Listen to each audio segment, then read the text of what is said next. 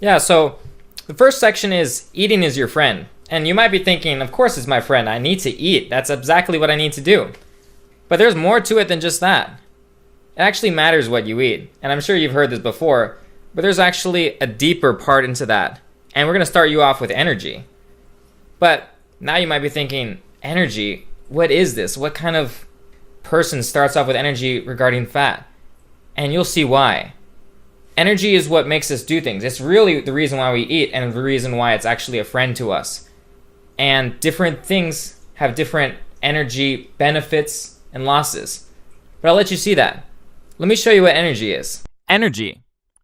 It's basically the most important thing in the world. But more importantly right now is that it's the most important thing for your diet. But what is energy? Have you ever felt exhausted? Have you stepped off a treadmill practically covered in sweat and feeling completely drained?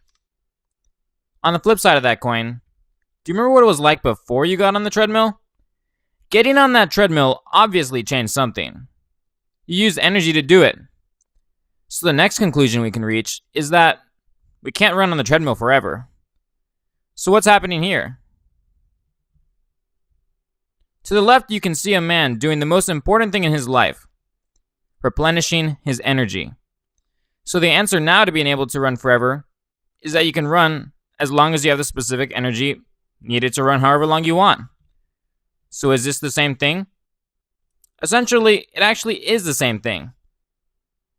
This is energy, and this is energy also, and you and I are energy.